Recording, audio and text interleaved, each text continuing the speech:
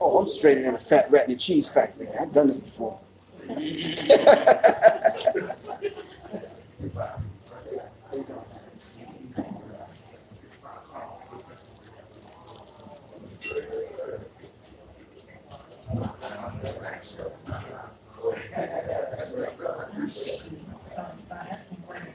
You know how you got something, you got a little bit of like an appetizer that be so good early, ready for the whole main course. My stomach is full up. All right, so without further ado, we're gonna let the other ones fall in line. We're just gonna keep the party rolling. So I know you all have been waiting. If you have not seen this brother speak before firsthand, I mean, you can look on YouTube and all this and social media stuff, but it just don't do it justice because you can't receive the energy that the brother brings in the room. And I can only piggyback off of what Dr. Wicker said earlier, like, yo, Public Enemy changed my life. Back then, I was ready to murder death everything that was not looking like us, you know.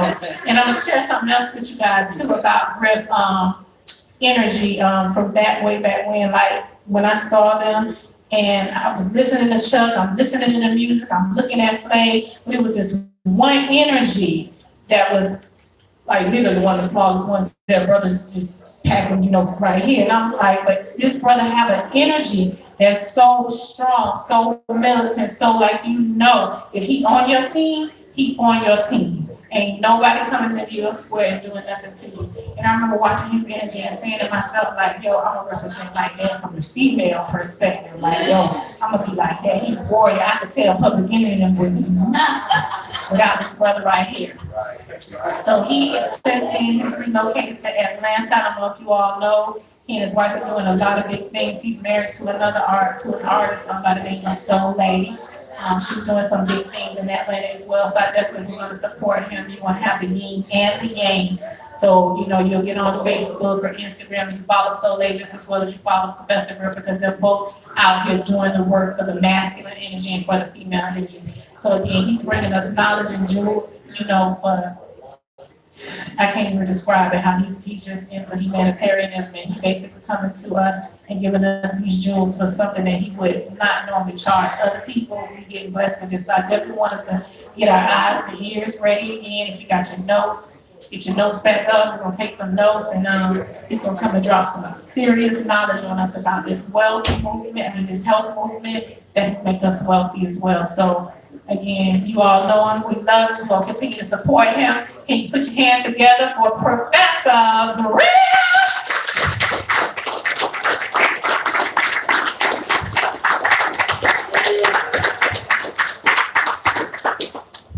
Thank you very much. Let's give her a round of applause.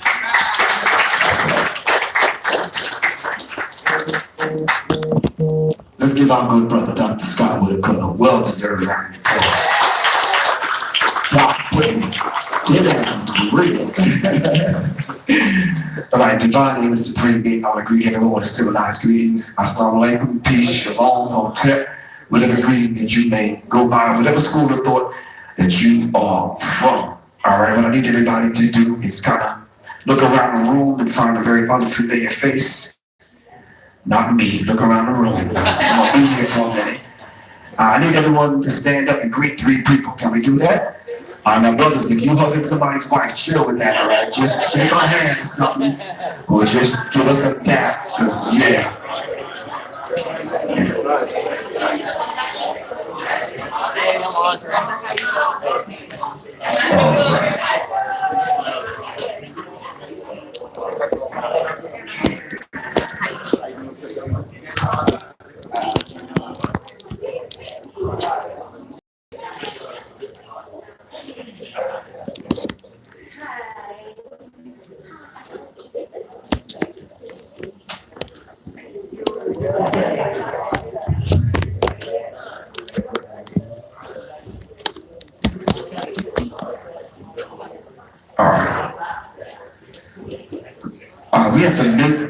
We have to make sure that Omar and his wife know that we thoroughly appreciate them and we thoroughly support them. Let's give them a round of applause. And And while we're clapping our hands, let's continue to give an applause to everyone that assisted. Give yourselves a round of applause, and we could be doing something else today. Isn't it spring break or something? Is it? Yeah? No? Games are not on March Madness and all this other madness? Okay. Maybe that's the other crowd. Maybe it's empty seats that are not here. Yeah. All right, well, I got a few things I want to discuss today. I know we had a particular topic that we wanted to talk about dealing with veganism and how it sustains generations and traditions, especially coming on the continent of Africa. I said to myself, I know Doc was going to bring some slides and some other things, and I was going to let him handle that particular part of the conversation while I talk about my book, The Warrrier's Tapestry. There's some other things I want to go over. I expressed to Khalid El-Hakim, the founder and the curator of the Black History 101 Mobile Museum, that I would kind of go over some aspects of what we've been doing since we just got off tour. And the last date that we had was very instrumental and very critical date that we had. We had a meeting with a Jewish rabbi and some people at the synagogue, which was a very, very, very, very, very healthy conversation for me, because I think Opio and a few other people, Doc, can probably tell you, since the time that, I got booted out of Public Enemy, and I wrote in my book, which is on the table, the first chapter deals with the whole idea of being anti-Semite. So at that last meeting, I had the opportunity to speak to Jewish people, which was a beautiful thing. And before I got there, I was like, "You sure we want to be open and honest about some things?" I'm like, "Cause that can be very risky." You understand what I'm saying? I said, "What do I have to lose?" Because the label that's been stuck on me for the last since the 80s, that I'm anti-Semite, is like stemmed from one conversation that I had with a Negro, yeah, I said that right, who had a white Jewish girlfriend. And but because of what I said, being very critical of the state of Israel, not everyone in the daggone state. Of course, I have 100 books with me because I'm the Minister of Information, and that's what I did at the time. Because computers and all this stuff wasn't necessarily popular then. And I laid it all out. And because of that one interview, I got labeled as the anti-Semite. So I would go and get invited to places, and then when they Google me and look me up and all that kind of thing, I get there and they won't even let me speak. They'll cancel the date. Yeah, whispering something. And this is what happened on this trip. I went and was invited, had a conversation. Everything was a green light. And the rabbi, when I got there, pulled me aside and said, I've got quite a few calls about you, but I wanted to meet you for myself to see who they talk about. I was looking for this big dude. He's like, so we sat down and we talked, and he's like, regardless of what you said then, I want to hear what you have to say now. You understand what I'm saying? And I want to get to the meat of what you said, because even if you said something that was derogatory in reference to the state of Israel, what is wrong with having a dialogue about it? A meaningful dialogue. I probably wouldn't agree with anybody in this room on everything. Am I right or wrong? I'm sure you're not going to agree with me once I finish with everything I have to say. But what's wrong with being mature adults and having a dialogue, a respectful dialogue? So I said in that particular meeting, I said, well, this is the environment to have it in. What's wrong with that? Outside of this room, we're angry, we're hostile. We use our power of the media to control and manipulate.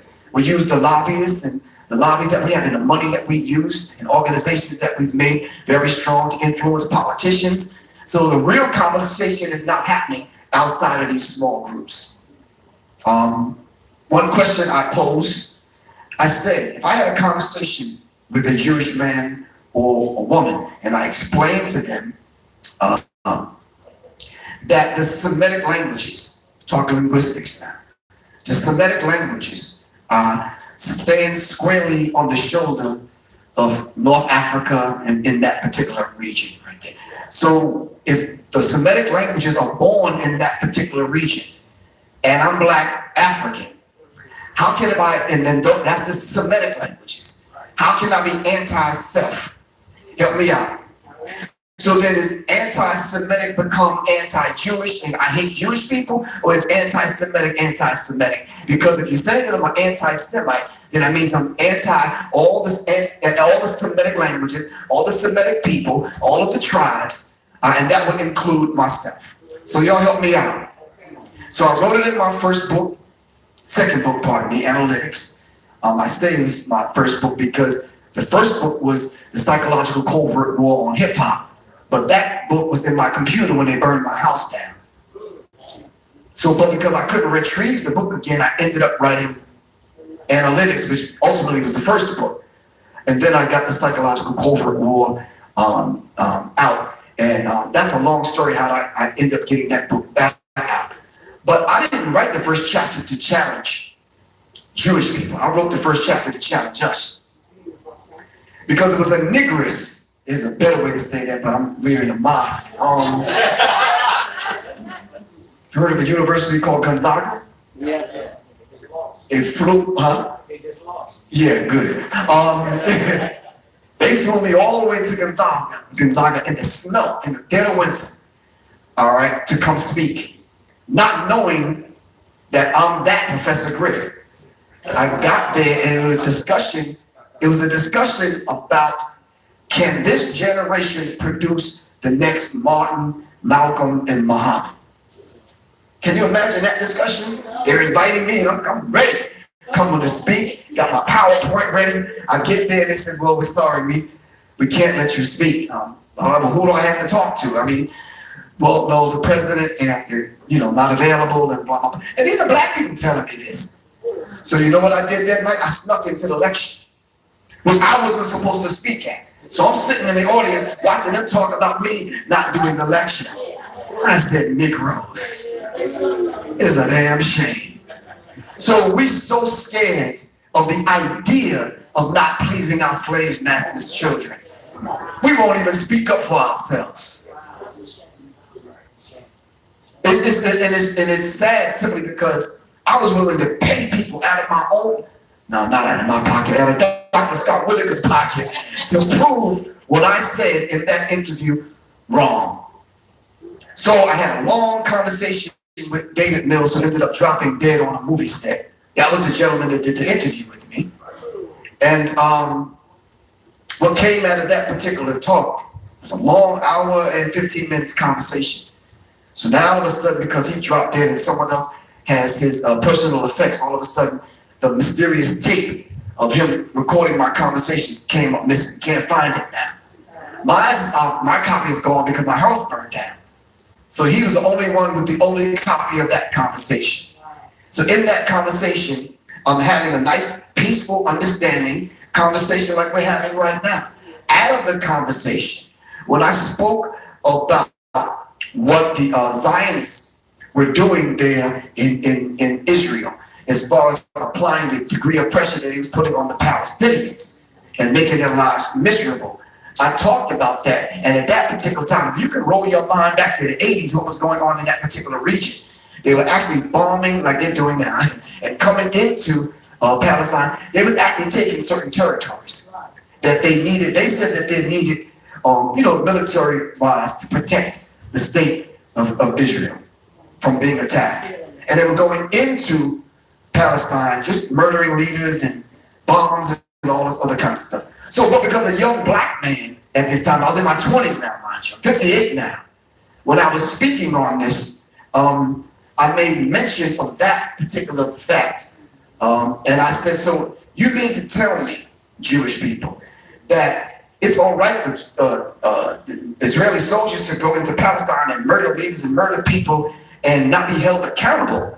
And the rest of the world, how it reverbs through the rest of the world and the global community, we're not supposed to react to that and have anything to say about it. So I said, well, it was the flip side. What if Palestinians were going into Israel murdering kids and children and women and that kind of thing? Would that be all right? So that line right there is the line that they took from my conversation and put it out there. Professor Griff says it's all right for Palestinians to go into Israel and kill Jews. So that stuck with me all of this time, and I'm 58 right now. I'm doing business with black people in corporate America, and this conversation comes up. Right now, you take out your phones and Google my name, that comes up. Now, you know we don't control Google. So everything I've done since then, all right, it doesn't matter. You hate white people. You hate gays, you hate Jewish people, you can't find that in any of my talks. Charlie back here will tell you. Because I don't roll that way. That's a very immature conversation when you become of age. You understand what I'm saying? Now, when I was a child, in my 20s, I spoke as a child. But I'm a grown man. You understand what I'm saying? And even on my show, Sirius Mindz, we elevate the conversation. We let people know we don't get on here talking about people. If we talk about certain situations which involve people, that we can elevate the consciousness and raise the vibrational pitch of the consciousness of the people, then we can draw something and get something out of that particular dialogue. But if not, we're not going to be sitting on there talking about, well, Kanye West was an exception, but that was a special situation, him and Trump.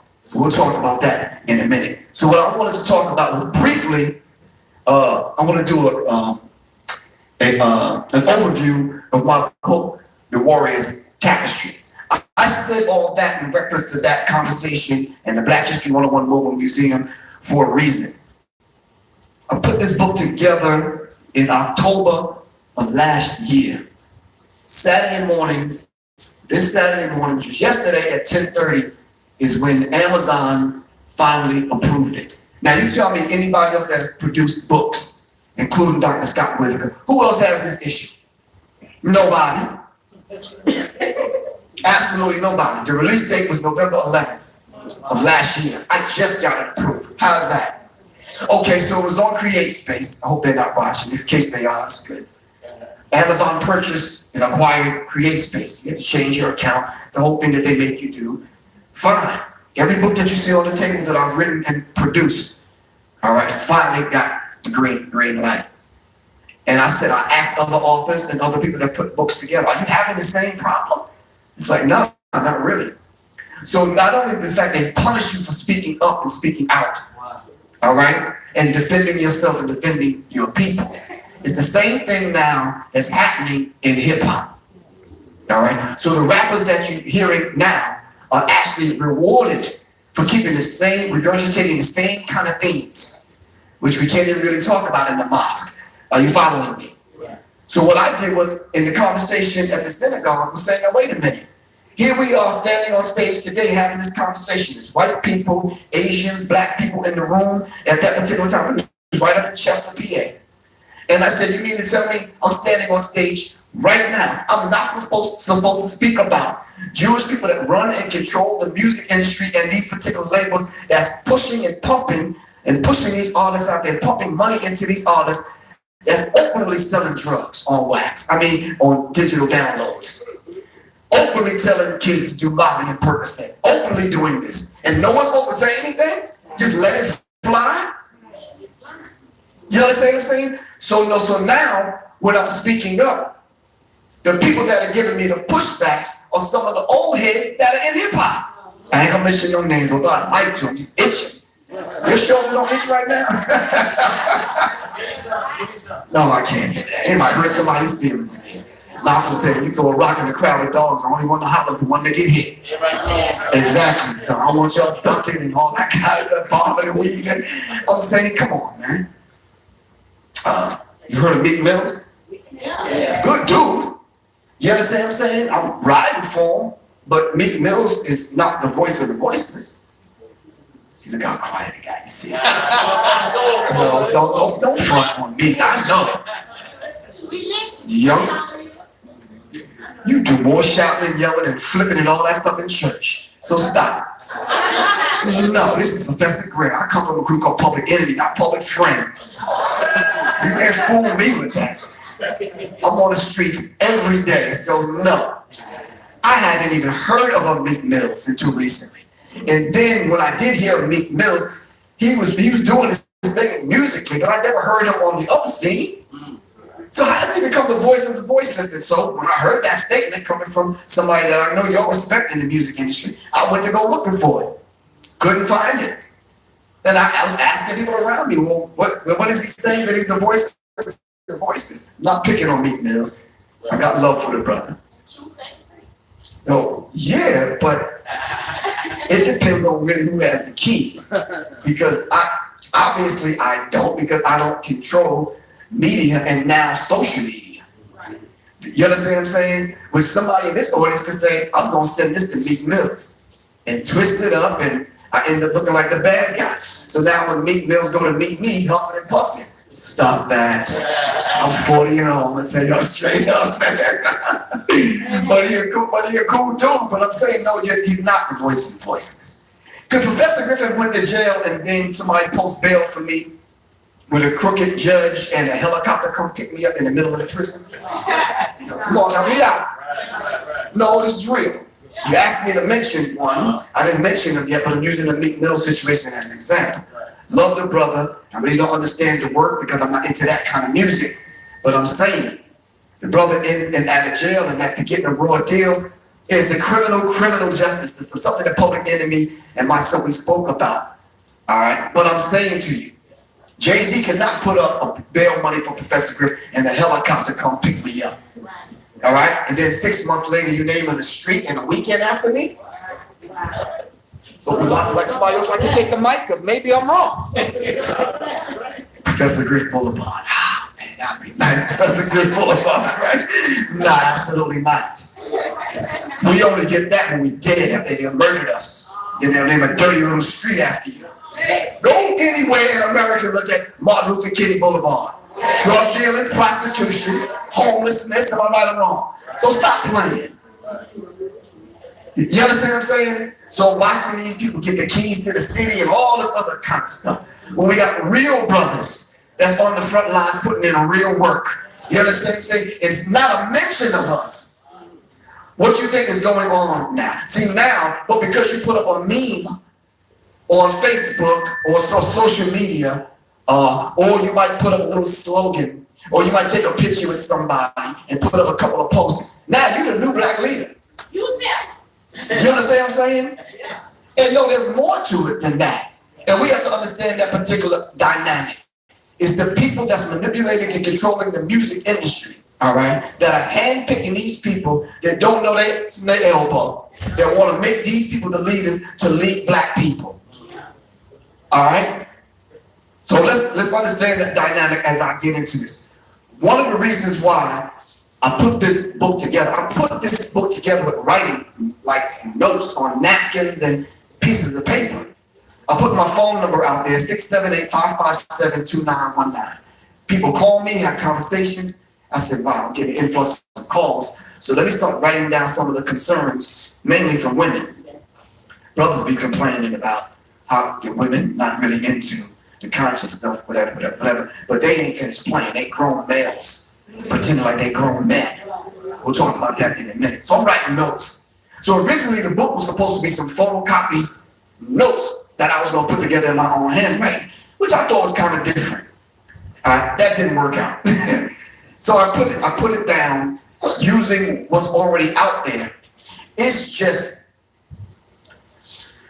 unwrapping that package in a language that I know we all can understand. Now keep in mind, the book is for a 14-year-old. Are you following what I'm saying? I wanted to put it in the hands of parents. So parents can meet the 14-year-old where they are, not where we are. Look around the room and tell me any 14-year-olds that's in this room. Hold on, maybe they don't believe me. There ain't no 14-year-olds in this room. Precisely my daggone point. Why aren't they here? They're tired of boring, long lectures. They're not grasping. It's not fun. It's not fly. It's not dope. It's not any of them daggone things. You understand what I'm saying?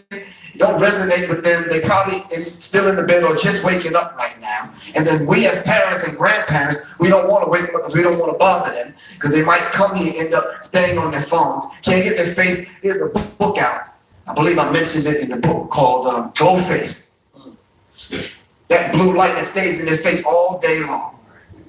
You understand what I'm saying? And it's a very real thing. So I asked this question. Someone saw the book. I'm not finished telling the story about it, by the way. Someone saw the book, and it was very shrewdly put. Thank you, sir.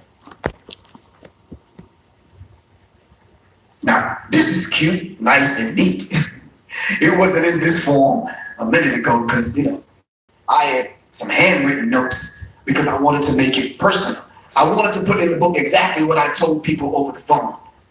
All right, so someone saw it and criticized it and said that you have a copy and paste of photocopied stuff in the book. I said, well, what do you think the 14-year-old is doing online reading means? That's all that is, right or wrong. Right. So I said, well, let me put the book in that way. Maybe I'll keep their attention.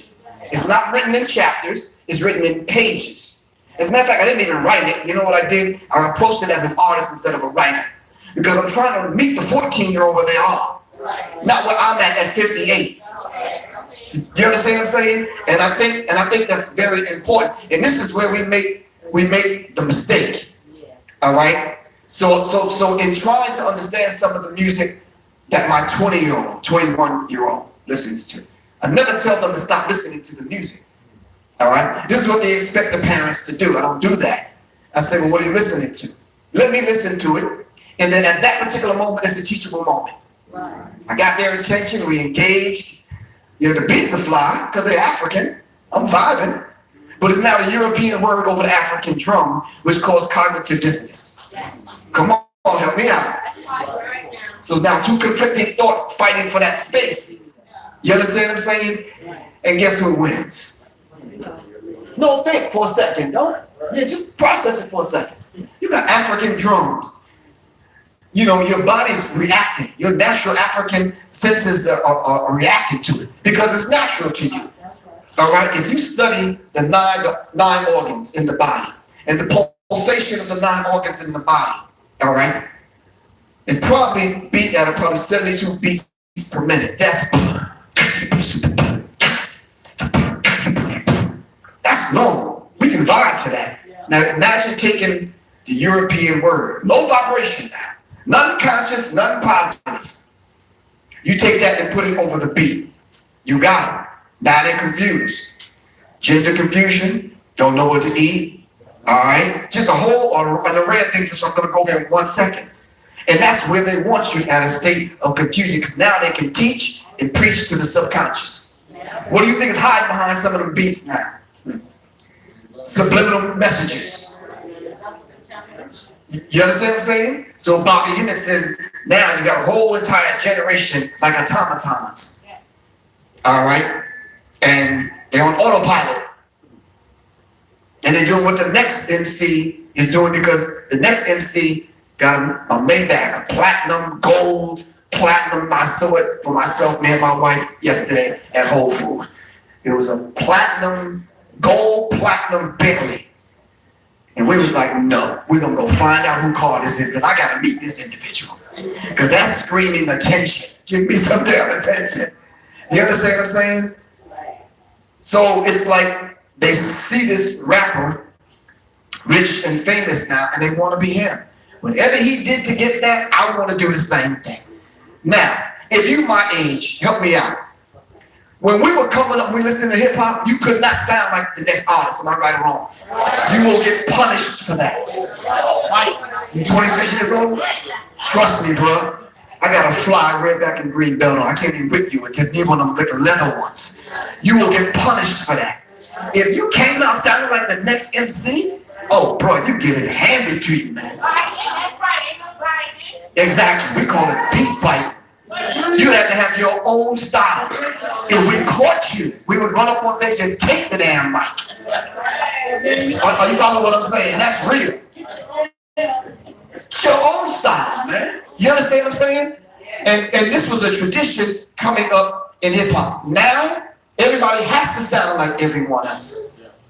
Why do you think we have the friction now between Nicki Minaj and Cardi B? Because when they downloaded the Diva program, after all the beautiful divas that came before them, I'm talking about the Aretha Franklins, the real divas, Diana Ross, excuse me. That was a Freudian slip. Anyway,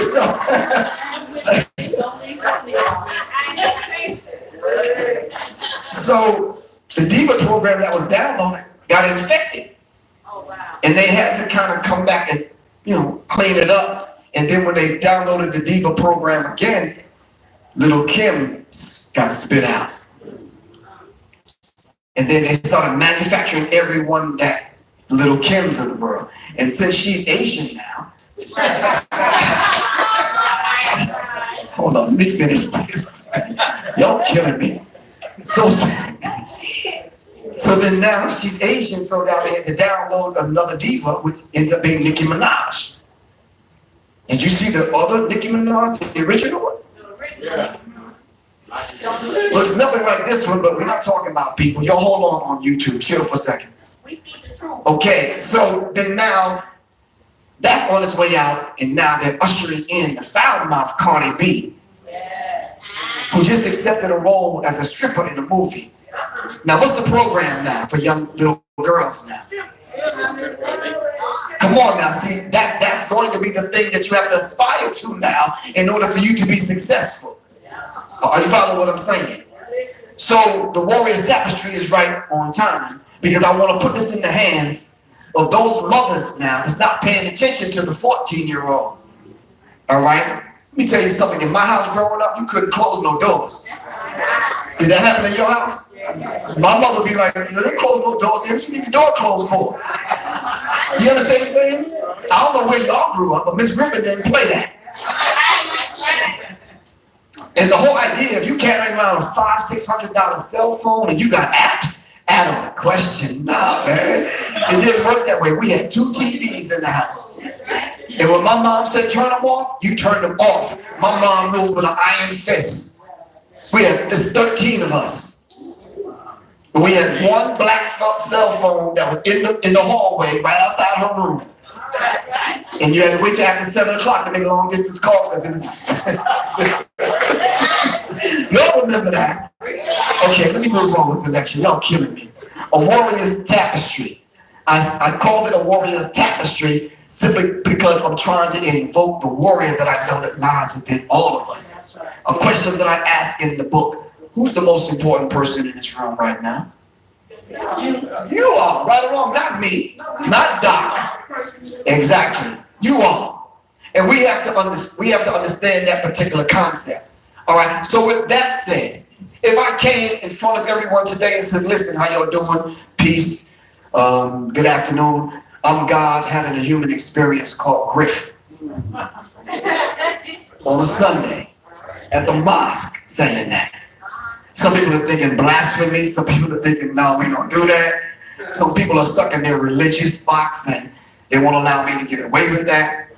So when I had a discussion about what I wanted to talk about, opening up, my wife said, well, why don't you talk about this? And she sent me a message. Can I read it to you? Sure.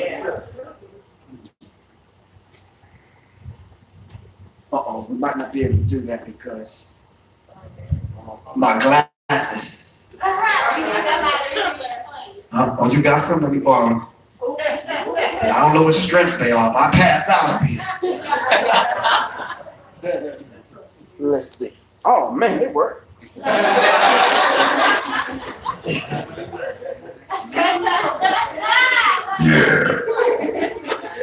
I ain't gonna be no fashion bomb. But this one is wearing red with black and green. And some designer glasses. Yeah, stop that. Anyway. Here we go. Not the whole thing, but part in reference. She says, make sure you piece this apart. And she says, be mindful of your tongue. That's the English language, man. All right, to gain maximum benefit, please suspend the judgment of your internal English teacher. Can we do that? Yeah. You understand what I meant by that? Yeah. Okay, because we had to get graded in school, right? Right. All right, and it's kind of like they don't teach you what to bake, they teach you how to bake. Okay, keep that in mind. Okay, we lay the base. Here we go.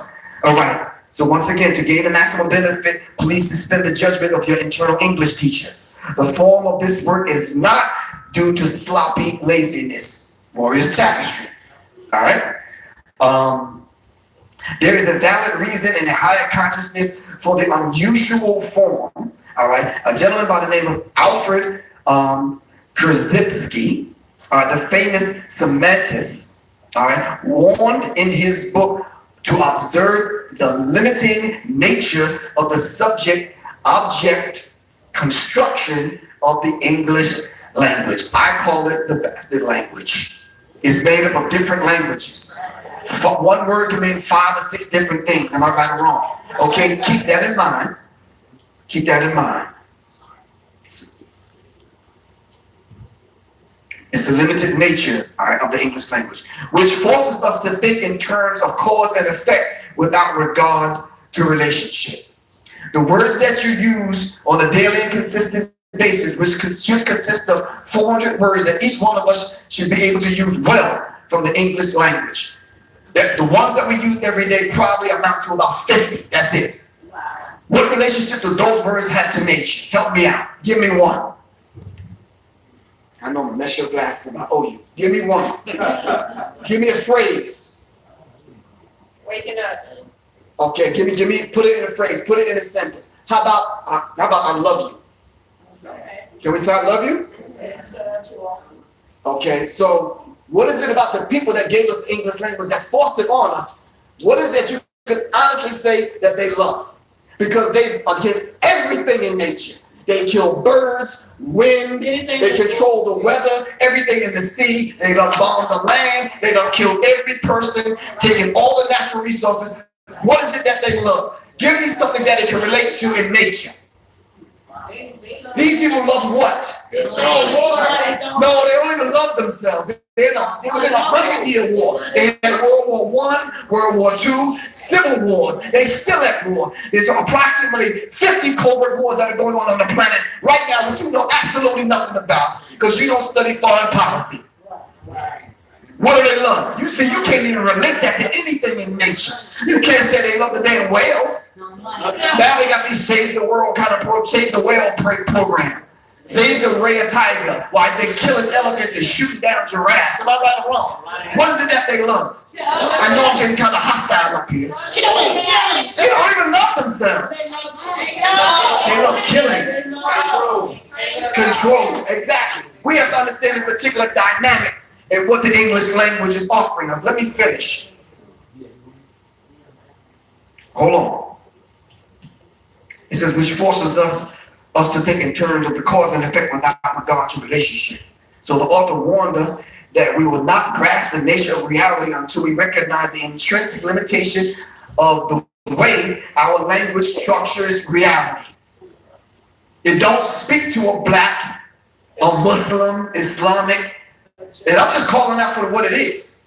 This reality that we live, if you black, especially if you black and you're Muslim, it don't speak to your reality. What part of the evening news from the bobbleheads, the alphabet boys speak to your reality? If you're a black woman, what aspect of the news or the English language speaks to that?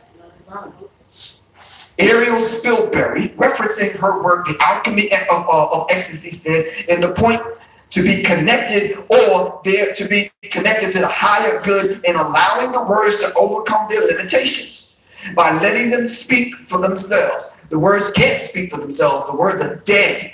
The English language is dead. I can't even turn to my black brother right here who's half my age and say, you know something, I love you, man, without him thinking I'm gay. Right or wrong? I can truly mean that, but you put that in a whole other category. And tap dude messing like, yo, there's something wrong, Griff. You understand what I'm saying? But it's genuine. I've walked with Muslims and held their hand. Men. Because we don't vibe like that. We don't have that kind of understanding of what it means to love one another. So the idea of being questioned about holding a white Muslim's hand, huh? Muslims, my brother.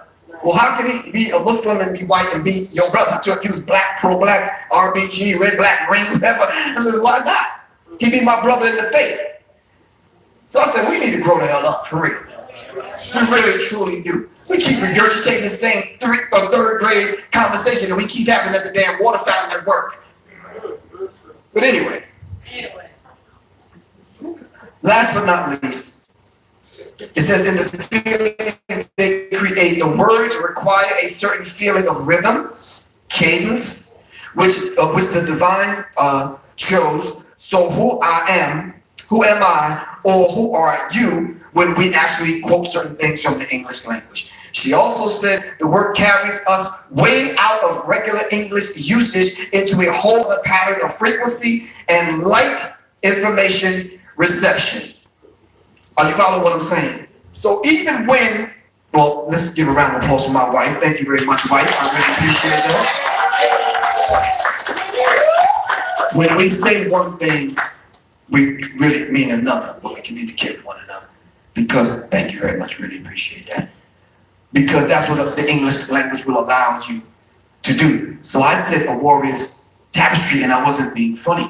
If you know what a tapestry is, I kind of wove it together with real life experience. I don't know the people on the other end of the phone. I'm trying to help a woman who I hear about to jump the bridge because she can't control a 13-year-old. And I'm trying to offer some help. All right, here we go. Let me see if this works.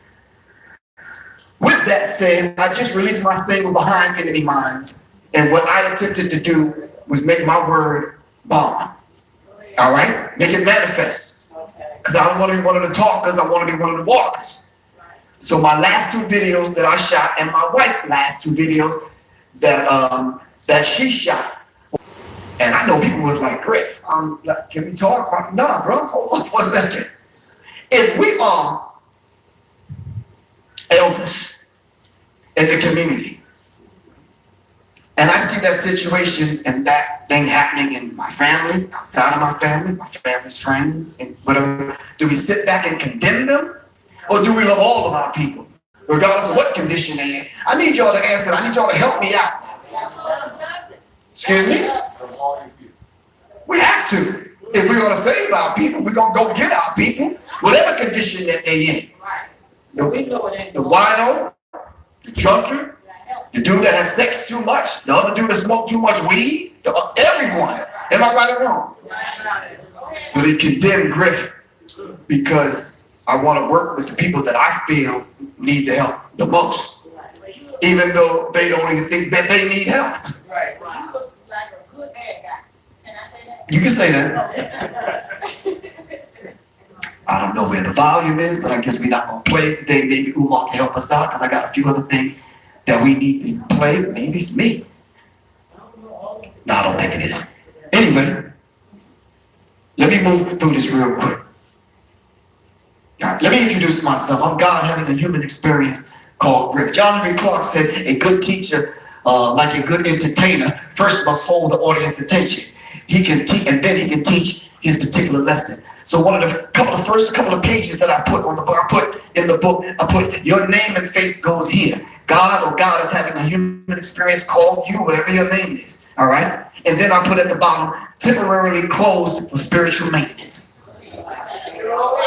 A lot of people have this spiritually transmitted diseases. Do you understand what I'm saying? That we need to just shut it down for a minute.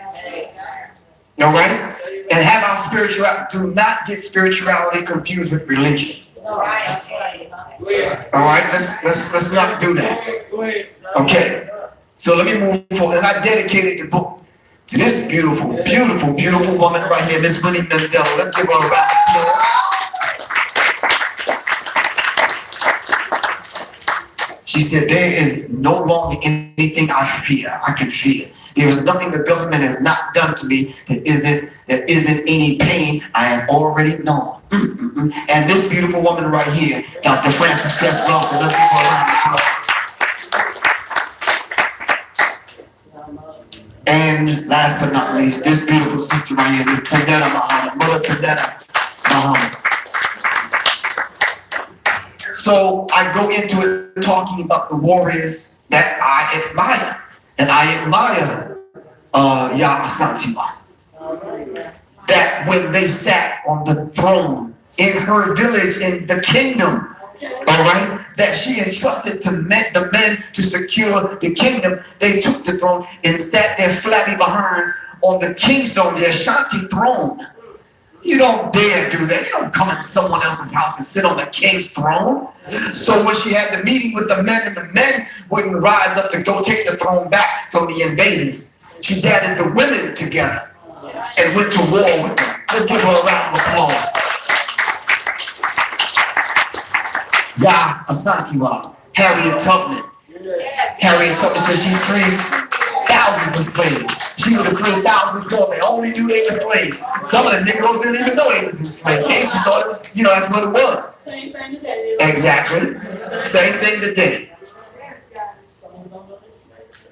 Someone said something in reference to me about why it's because I mentioned it on my show. Why don't I ever go to the drive-thru? I said, first of all, I don't really eat at fast food restaurants. And then I'm not going through the drive-thru because do you know the history of the drive-thru window? Okay, yeah, they used to, they didn't even want to see your face. They would just pass the food. You don't know what they did to that food through the drive-thru. Now you go back there willingly.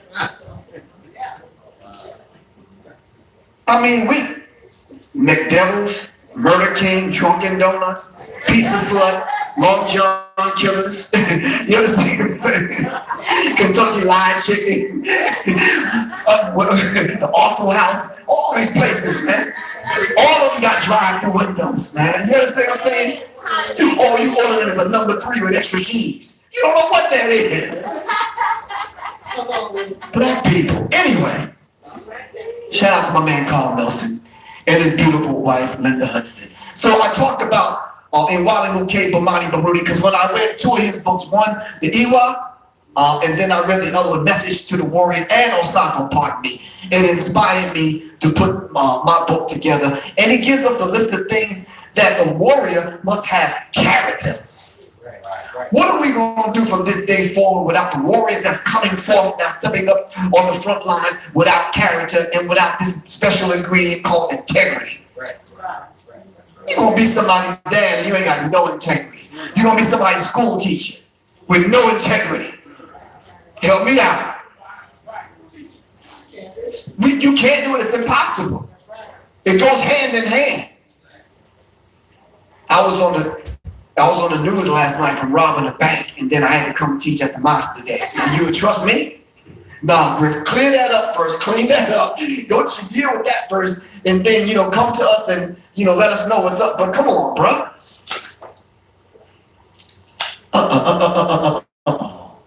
I will not be intimidated by my enemy. I will show them no fear. I will not compromise my spiritual, cultural, and social integrity of our people. I will not retreat from battle except as a tactic to gain a decisive military advantage. We need to know this. This needs to be at the core of who we are as a people. All of us, not some of us, all of us. If you are responsible for anybody's child, I don't care if it's Peanut, Day, Twan, Man, whoever the hell it is. You follow what I'm saying? A niece, a nephew, then you have to have some kind of character and some kind of integrity. The Aquabin, the war horn. Signs, pictures are worth 1,000 words. Signs and symbols are worth 1,000 pictures. And I'm letting you know right now, mainly for the men, when the war horn sounds, no more excuses. Put the weed down, leave Becky alone. Get your diet right, get your mind right, get your life right. And we're going to go into battle and you're like, what's going with that? I'm like, bro, come on, man. We at war for the hearts and minds of our people. We got to get yourself right first. Jihad, the war against the weakness of the self. All right, we got to get that right first. Come on now. So in the book, and I'm mainly giving this to women so we can help raise the sons. We have to build an altar. That's right. Yes. Wait a minute.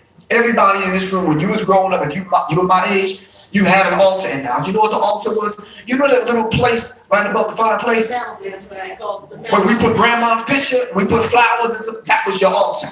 Where is that in your house right now? No, you know why? Because you got rid of that. Now you got a 60-inch flat screen TV beaming that madness into your home. Am I right or wrong? Where's the altar? You remember when you used to go to somebody's house, you used to sit on the couch and you could look through the photo album and you see grandma, her sisters, some aunties, right along cousins, Pookie and the rest of them, your country cousins that live in West Virginia. You don't see that anymore. Oh, I'm sorry. You got a cell phone. And you got 1,000 pictures in the phone that nobody see but you, unless you make a meme. See, we get disconnected. We need to put the altar there to honor the ancestors. Our ancestors speak to us from within us. All right, and some of us ignore it, though. We keep getting that reality check because Allah, God, Jah, Ptah, whatever you call the creator, is going to keep disturbing your sleep. And you're going to keep waking up 3:30 in the morning like, okay, answer the phone, bro. The creator's trying to contact you to put you back on the path that you need to be on. But you won't answer the phone because you're too busy getting high and having too much sex, eating too much. Where's the altar, man? Where are the principles and the laws that we're supposed to live by? Which are instant with your natural, your nature. It says, I honor virtue. I befit with gratitude. I am peaceful. I respect property of others. This is the 42 laws of Ma'at. Ma'at is truth, balance, justice, reciprocity, and order. From the 42 laws of Ma'at, they took and stole and created, made this thing called the 10 Commandments. Which you even violated that. Hell, there's 32 more you don't left out. You can't even adhere to them. This is a real dynamic, all right? The 42 laws of Ma'at are there to show us basic balance and reciprocity and order. Not order in the world that's been corrupted. How about order in your life, in your family, in your mind, in your spirit? Dr. Scott Whitaker spoke about that. You vegan, but you sneaking out at poor boys, right? Eating leftover roast beef sandwiches and pork chops late at night. Quiet, be still, and be in the now. Thanks to my wife, once again, she says, listen, I'm a yogi. I said, well, what is that? She says, this is the journey of the self, through the self, back to the self. That's a deep one. Well, I think that's, oh, thank you. I'll tell her that. Maybe she's watching. I don't even know. The journey of the self, through the self, back to the self. All right, it's how you relate to everything else in nature. But in order to do that, you have to be in line with yourself. You have to get a knowledge of yourself. It's not being selfish. There's nothing wrong with you taking care of yourself first. When's the last time you've been on a plane and the pilot, the captain came on you? Did you know what's going on? Flight set up until we go to so and so and so and so and so and so. You just decompression in the cabin and the air loses pressure. When the airbags drop out, you put it on yourself first before you help anyone else, right or wrong. If you need oxygen, you don't put it on anybody else. You put it on yourself first in order for you to help someone else. You pouring everything out of your cup into somebody else's cup and you get depleted. Now you can't help anyone. All right? It's not being selfish. Brothers, prayer. What is wrong with that? It's not a weak, cowardly thing. All right? You're humbled by it, man. So we need to understand that particular dynamic. Only time brothers pray is when we get that number 3 from McDonald's. And you in front of people and you want to pray over your food. Stop that, man. Or when somebody died. Little young brother, rapper, died last year in Atlanta. Maybe it's the reason why I can't remember his name. Anyway, to honor him, they drove his body back past the strip club. Shorty Love. And yeah, we're gonna leave that alone. All right, straight up, you are the book. You seen the Book of Eli, the movie with Denzel Washington? At the end, when he laid him down and he started regurgitating the verses and the quotes and this guy. You are the book.